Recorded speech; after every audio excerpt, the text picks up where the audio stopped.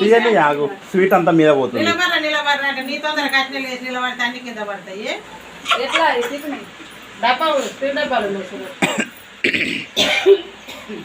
డబ్బా ఇందాక అవిగాడు తీసిండు. అల్లుందేమో చూడు రాబి డబ్బా. గుండుకు నిద్ర వస్తున్నట్టుందిగా.